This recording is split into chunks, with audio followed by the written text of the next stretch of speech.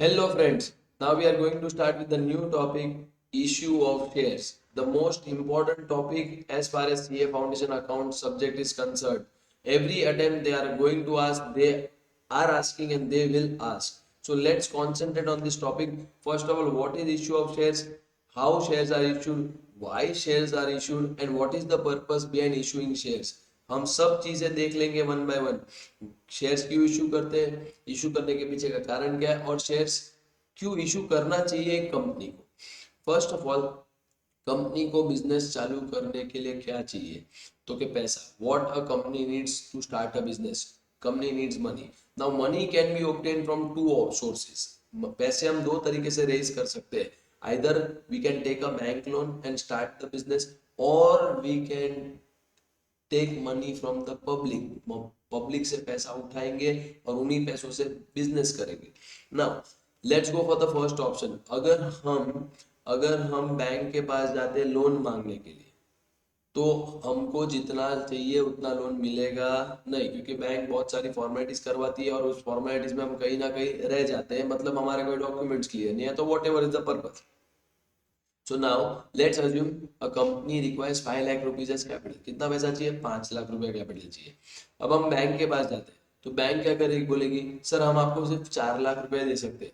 तो can I say that मुझे तो 5 लाख रुपए चाहिए बिजनेस करने के लिए, मुझे इस बैंक से 4 लाख रुपए दे रही है, तो मेरा 1 लाख रुपए जो शॉर्ट पड़ रहा है, जो कम पड़ रहा है, वो कहाँ से आएगा। अब कोई स्टूडेंट बोलेगा सर खुद का पैसा डाल दो। अरे फ्रेंड्स, खुद का पैसा नहीं है, इसके लिए तो बैंक के पास गया था कि मुझे 5 लाख रुपए मिल जाए और मैं बिजनेस चालू कर। So can I say I can take a bank loan, but I will not get the required amount of funds which are required to start the business. मुझे जितना पैसा चाहिए उतना बैंक देने वाला नहीं है, क्योंकि बैंक के खुद के लिमिटेशन होते हैं। तो रहा ऑप्शन दूसरा। तो अब मैं क्या करूं, अगर मुझे 5 लाख रुपए चाहिए बिजनेस चालू करने के लिए, तो मैं किसके पास जाऊंगा? पब्लिक के पास जाऊंगा। अब मैं पब्लिक के पास नहीं जा सकता हूँ। I can not catch one one people and tell them my offer और माई प्रपोजल और एवरीथिंग। तो how I will reach to the public, मैं पब्लिक तक मेरा मैसेज कैसे पहुंचाऊंगा कि मुझे 5 लाख रुपये चाहिए बिजनेस चालू करने के लिए, एंड हाउ टू प्रोसीड है। तो मेरे पास बहुत सारे रास्ते हैं पब्लिक तक मेरा मैसेज पहुंचाने के लिए। First mode is to advertise कि I am going to start a new business और अ न्यू वेंचर, और मुझे उस बिजनेस के लिए 5 लाख रुपए चाहिए। अब वो एडवर्टीजमेंट किस तरीके से करूंगा और उस एडवर्टीजमेंट में लिखूंगा क्या, मैं सबसे पहले एडवर्टीजमेंट में मैं मेरा कंपनी का नाम लिखूंगा, नीचे phone number, email ID, Instagram, Facebook logo I print, and I'll just write a message. Company is in requirement of funds. Company is going to start a new business and for further details contact. क्योंकि मैं अगर सारी चीजें लिख देता हूँ मेरे advertisement पे, मेरे होर्डिंग पे, तो nobody is interested to read such a complicated advertisement. You know what is a complicated advertisement, मतलब पूरा भरा हुआ बैनर है एडवर्टीजमेंट, कोई रीड करने वाला नहीं है। तो what I will do, I right the name of the company, the amount of funds required, why I need the funds, and for further details, I'll give my contact number, email ID, Instagram logo, Facebook logo, and all possible modes from where people can contact me. Now, where I will do the advertisements? I'll do the advertisements on the hoardings, social media apps, Instagram, Facebook, that is, radios, televisions, newspapers, all possible modes of advertisement I will do. Yes or no? Now, after doing this advertisement, some students saw my hoarding. Hoarding is basically a banner which I have displayed in front of the entrance gate of the college, or maybe the main spot where all people come and move here and there, the main spot of the area. कुछ लोगों ने मेरा ad देखा, they saw the ad, they found it attractive, उन्होंने उस ad का photo लिया और चले गए वहां से। क्योंकि लोग आजकल बहुत बिजी है, सब लोगों के पास जब चाहिए तब टाइम रहता नहीं है। Now after 1 week I am waiting that somebody calls, किसी का तो फोन आया, मेरा कोई ऐड देख रहा है नहीं देख रहा है। So what happened, 2 3 students took the photo of that add and they went up. After certain days, basically after 10 days, they called me, sir हमने आपकी ऐड देखी है, आप शेयर इशू करना चाहते हो, क्यों इशू करना चाहते हो, आपको पैसे क्यों चाहिए, everything they started asking me on the call it's. मैंने उनको क्या बोला पता है, सर आपने जो ऐड देखा है ना वो आपने सही ऐड देखा है, मैं शेयर इशू करने वाला हूँ, मुझे पैसों की जरूरत है क्योंकि मैं नया बिजनेस स्टार्ट कर रहा हूँ। लेकिन इसके बाद मैं उनको क्या बोलूंगा पता है, मैं उनको फोन पे सारी डिटेल्स नहीं बताऊंगा, मैं उनको बोलूंगा आप मेरे कॉर्पोरेट ऑफिस में आ जाइए, मैं आपको वहां पे सारी डिटेल समझाऊंगा। बिकॉज फोन पे अगर मैं एक्सप्लेनेशन दूंगा तो there is a possibility that there is some miscommunication और misunderstanding which might happen from either of the side of the party. So better कि मैं उनको बोलूंगा कि कल क्या आप मेरे ऑफिस आ सकते हो, मैं आपको पूरी डिटेल समझा दूँ। So in response to my reply, the customers or my students or whoever it is, they told me, yes sir, tomorrow we'll come to your office and you please explain us. Now, I'll categorize this thing into two parts. जो मैं advertisement की बात कर रहा हूँ उसकी बात कर रहा हूँ। समझो मेरे स्टूडेंट्स है, मेरा ऐड देखा है। नाउ स्टूडेंट्स, मेरे दोनों स्टूडेंट्स हैं, गर्ल्स स्टूडेंट्स भी है और बॉयज में भी स्टूडेंट्स है। Both saw my advertisement, both took a snap of the advertisement and they went away and they called me after some days.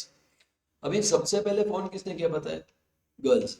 Girls ने फोन किया, बोलते सर आपकी ऐड देखिए, आपको शेयर्स इशू करने, आपको पैसे चाहिए, सर आपका क्या बिजनेस करने वाले हो और आप क्या ऐसा बिजनेस करना चाहते हो कि आपको पैसे की जरूरत है। तो सेम कहानी उनको मैं बताऊंगा कि girls, I can not explain everything on the phone because it is possible that you might not understand some things, and then my purpose of explanation will go into problems. So better आप मेरी office आइए, मैं आपको पूरा scheme समझाता हूँ कि मैं क्या बिजनेस करने वाला हूँ, क्यों पैसे चाहिए, all such things. So I told girls, can you visit my corporate office tomorrow 10 AM in the morning. तो गर्ल्स क्या बोलती पता है, सर 10 बजे तो मैं उठती हूँ, मैं 12 बजे आऊंगी। लेकिन friends, everybody is my customer, I'm trying to convert everyone into my customer. So what I will tell girls, okay madam, you come at 12 o'clock tomorrow, I'll explain you the details in my corporate office at 12 PM tomorrow. Fine. Next day girls आ गई मेरी office में 12 बजे exactly.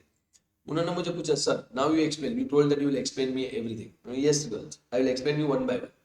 Now मैंने उनको बोला कि मैं share issue करने वाला हूँ, आप लोगों से पैसे लूंगा और यही पैसों से बिजनेस करूंगा, इससे प्रॉफिट्स कमाऊंगा और इसके बाद यही प्रॉफिट्स मैं आपको डिस्ट्रीब्यूट करूंगा। Fine. So girls understood what is the concept behind taking money from them.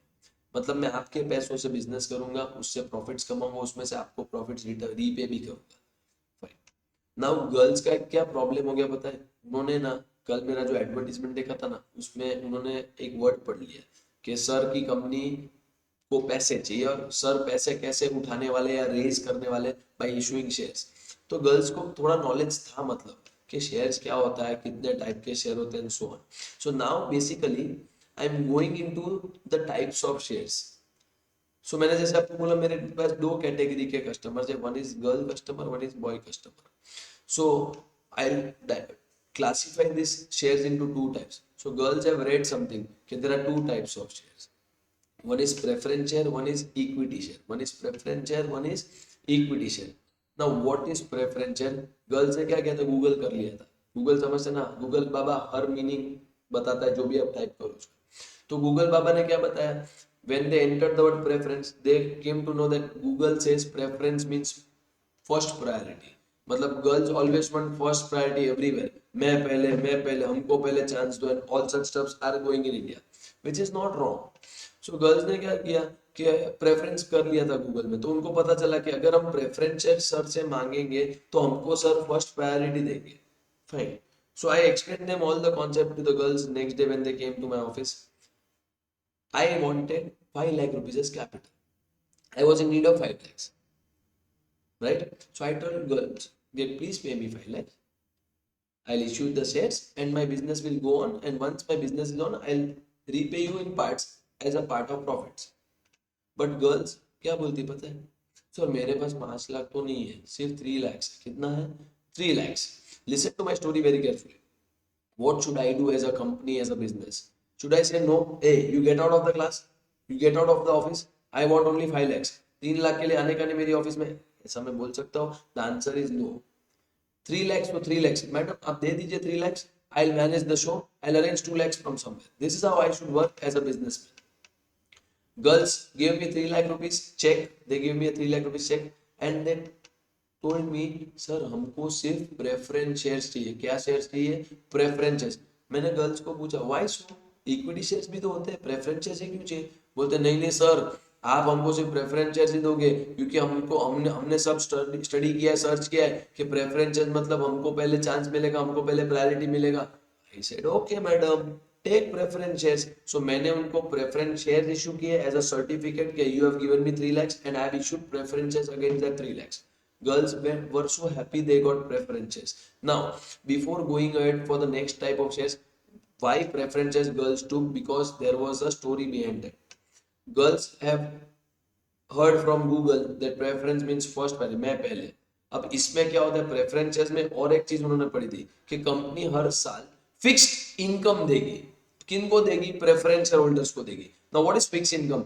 Now in case of shares dividend is paid every year, in case of preferences fixed rate of dividend is paid every year. तो girls ने preference का meaning तो ढूंढा था, लेकिन पूरा detail study किया तो उनको ये भी पता चला था कि हर साल फिक्स रेट ऑफ डिविडेंड मिलेगा। क्या मिलेगा?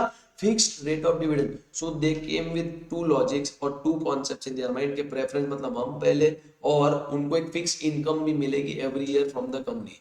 सो दे वर with that mindset that if we get these both things then only we'll give money to the sir's company or else we'll not give. So I was ready with everything. मैंने बोला ठीक है, preference तो preference ले लो, fix dividend चाहिए तो fix dividend भी दूंगा। Now till now I hope it's clear. So girls ने मुझे 3 लाख रुपीज दिए। I told them I will pay you 10% dividend. How much? 10% dividend. So 3 lakh का 10% कितना होता है friends? 3 lakhs 10% is how much? 3 lakhs, 1 second, 3 lakhs, 10% is how much? Girls will say 30,000. So simple it is. So every year मुझे profit हो कि नहीं हो कि कुछ भी हो, this is the fixed amount of dividend which I am supposed to pay to girls in the name of dividend because I have given a commitment to them. Now, some students might ask me a doubt, sir, अगर company को loss हुआ तो dividend कहाँ से दोगे? From where you will pay the dividend? So in such situations I'll accumulate the dividend. Accumulate means मैं इकट्ठा करूंगा, जमा कर दूंगा। समझो फर्स्ट ईयर कंपनी को लॉस हुआ तो मैं डिविडेंड accumulate कर लूंगा। नेक्स्ट ईयर में कितना दूंगा? 30 + 30 60,000। Are you getting it? If somebody ask me sir first year में आपको नुकसान हो गया तो आप गर्ल्स को कैसे डिविडेंड दोगे? तो मैं ये डिविडेंड एक्यूमुलेट करूंगा, मतलब एक साइड में जमा करूंगा या तो हिसाब रख दूंगा कि लास्ट ईयर का 30 पे करना है, अपकमिंग ईयर का भी 30 पे करना है। So in short in the next year I have to pay 60,000 as dividend. Are you getting it guys?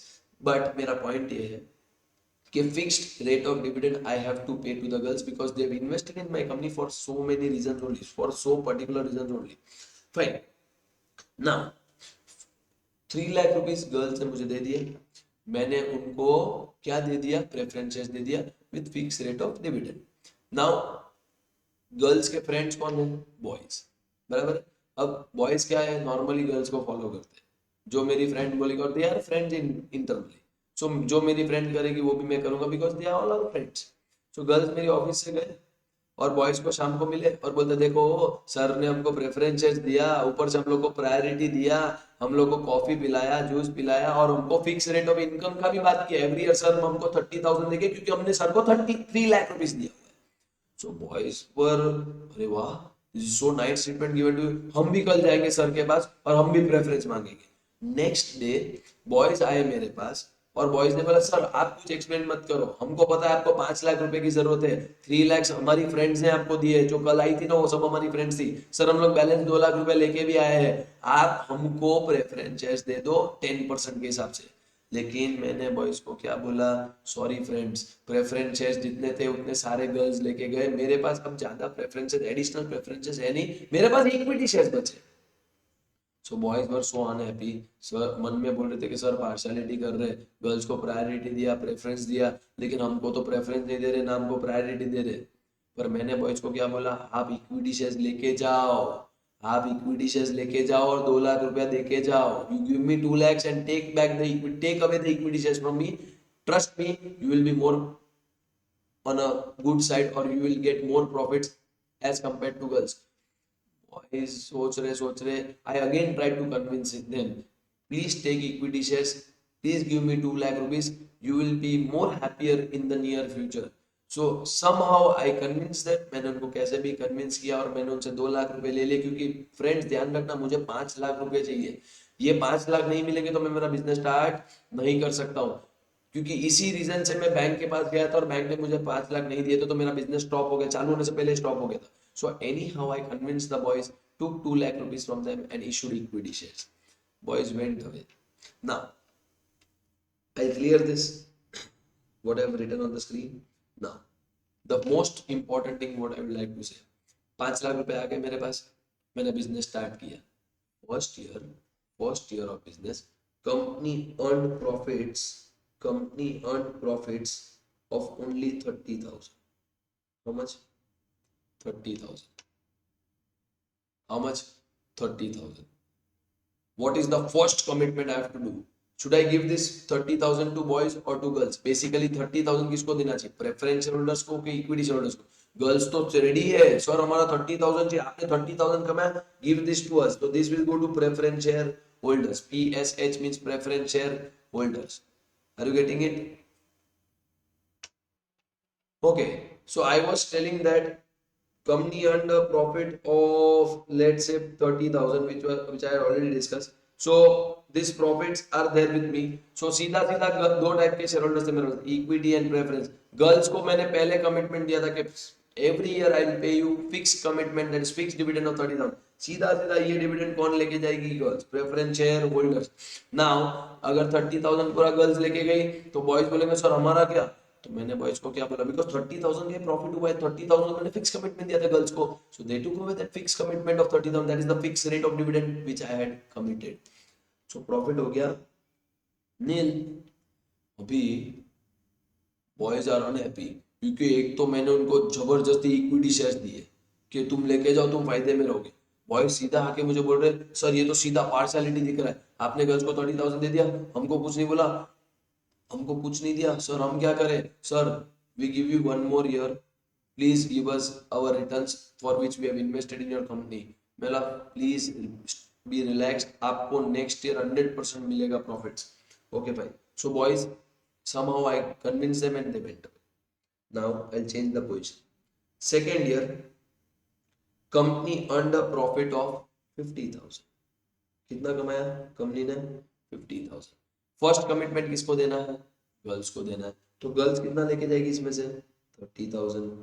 This will go to preference shareholders in the name of dividend. What is the balance left? 20,000। Now this will be taken away by equity share holders.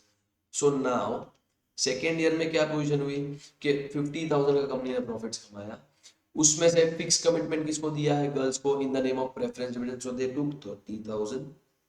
Balance left is how much? I'll say 20,000. Somehow boys are little convinced, but they are not convinced overall, because in this year also उनको क्या लगता है कि हमारे साथ partiality हुआ, 50,000 का profit हुआ, अगेन सर ने 30,000 गर्ल्स को दे दिया, 20,000 बचा हुआ हमको दिया। पर मैंने बॉयज को क्या बोला था कि इक्विटी शेयर होल्डर कौन होता है पता है? कंपनी का मालिक होता है। मालिक मतलब समझते हो? Owner, the real owners of the company. मैंने इस दिन आपको उनको समझाया कि आप लोग कंपनी के असली मालिक हो, आप लोग कंपनी के असली मालिक हो, आप लोग ही आप लोग ही रियल ओनर्स हो in the near future. Are you getting it what I am trying to say? Are you getting it what I am trying to say? 50,000 company ने प्रॉफिट्स कमाए, लेकिन उसमें से गर्ल्स को कितना गया? 30,000। सो बैलेंस कितना गया बॉयज को?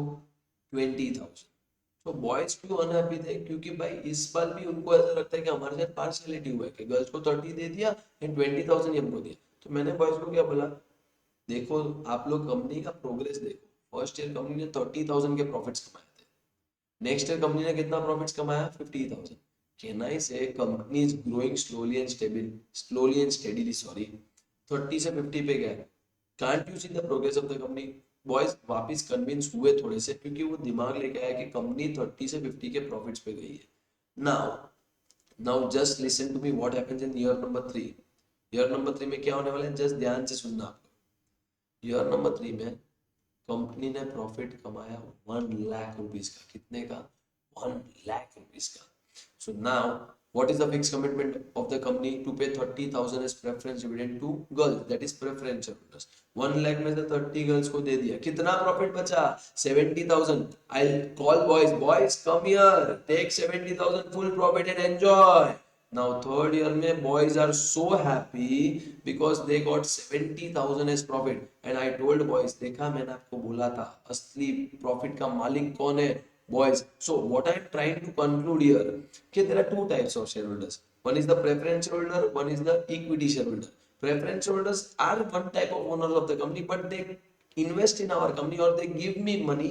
वो लोग पैसा देते फिक्स रेट ऑफ डिविडेंड कमाने के लिए, और वो ज्यादा टाइम तक रहेंगे नहीं. हम उनको एक टाइम पे रिडीम कर देंगे, भगा देंगे, उनका कैपिटल के साथ उनको रिवर्स कर देंगे, रीपे कर देंगे. क्योंकि इक्विटी शेयरहोल्डर जी मेरे रियल मालिक है, इक्विटी शेयरहोल्डर जी मेरे रियल ओनर्स है. वो लोग कंपनी में लास्ट तक रहेंगे, सारे रिस्क भी बेयर करेंगे और सारे प्रॉफिट्स के भी मजे लेंगे. जैसे आपने देख लिया थर्ड ईयर में कितना प्रॉफिट हुआ, 1 लाख रुपए का. गर्ल्स को कितने का कमिटमेंट दिया था? 30,000 रुपीज का, जो उनका फिक्स प्रेफरेंस डिविडेंड था.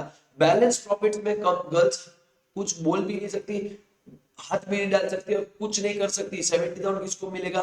सारे के सारे बॉयज को. That is they are my equity share holders.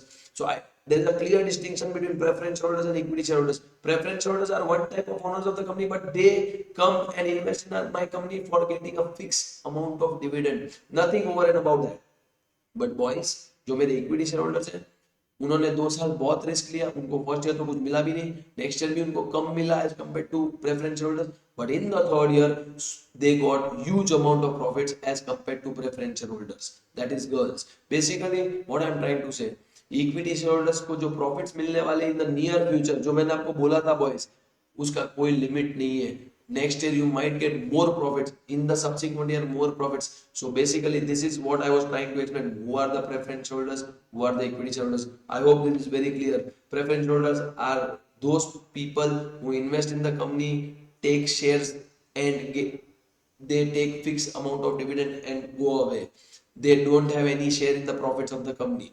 But equity shareholders always bear all the risk and enjoy all the profits of the company. That's it. We'll continue the next part of the concept in the next video. Thank you.